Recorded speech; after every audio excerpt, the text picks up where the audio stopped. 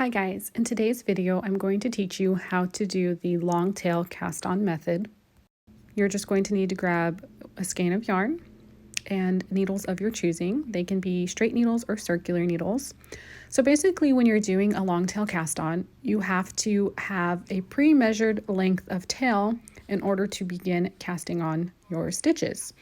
However, it's hard to determine sometimes exactly how long your tail needs to be in order to cast on or be able to cast on the amount of stitches that you need. So I'm going to show you a trick. Take your knitting needles and hold them together. We're going to lay our yarn on top and we are going to wrap 10 times around both knitting needles. And we are going to use this as a way to measure out the length of the tail necessary in order to cast on our stitches. So wrap 1, 2, 3, 4, 5, 6, 7, 8, 9, 10. Okay, so we're going to mark that spot with our fingers and then unravel that tail. So this is the amount of tail you will need to cast on 10 stitches.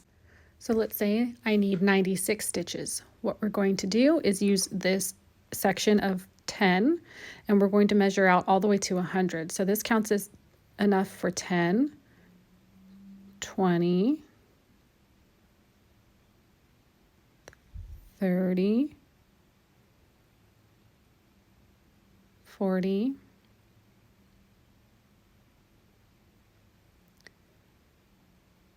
50, 60,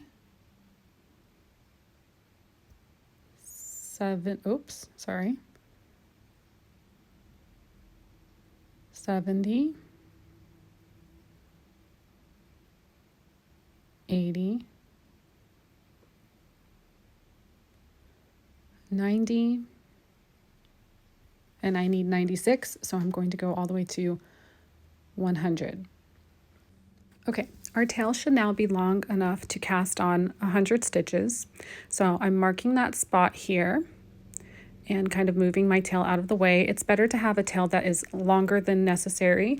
If it's too short, you'll have to start all the way over from the beginning. So what we need to do now is create a slip knot. So here is our tail, and this is our working yarn. That's the yarn that's attached to our ball. And now, like I said, we need to create the slip knot. What I like to do is stick out my pointer and middle finger like this together, and then lay the yarn on top of my two fingers, wrap it around the back, over the front, and see how I've created this little X.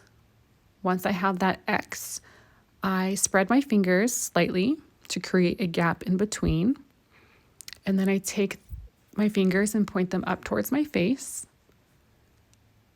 Then I take the working yarn and I push it up from beneath in between that little gap.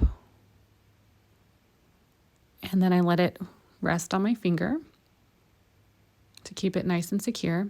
And then I drop my fingers out. Then you should be able to tighten that little slip knot and make it nice and snug. And that's it. That's how I like to create the slip knot. There's tons of different ways to do this. So if there's another way you want to try, go for it. Then I like to place that slip knot onto my knitting needles and then make it nice and secure. So your slip knot actually counts as the first stitch. So this is technically stitch number 1. And now we need to do the actual long tail cast on. So here's our tail right here, and then here is our working yarn. Again, that's the yarn attached to our ball. And what I like to do is use a pincher kind of motion to do the long tail cast on. So I take my pointer finger and thumb, make sure that I'm anchoring this stitch, this cast on stitch, so it doesn't fall off. And then I insert my pointer finger and thumb in between the two strands, like this. Then I anchor the yarn at the bottom. So I grab the yarn at the bottom with my remaining fingers.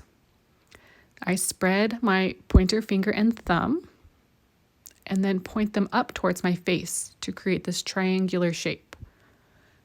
Next, we're going to pick up that loop that's next to my thumb.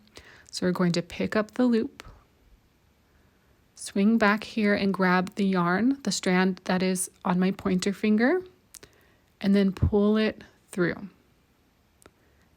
Drop your fingers down, and then make sure that that stitch is nice and secure. And that's it. That is the long tail cast on.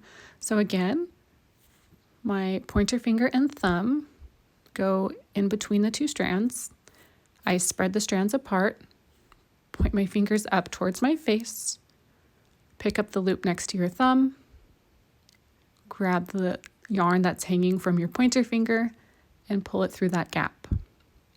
Drop your fingers out and secure. And that is it. That is the long tail cast on.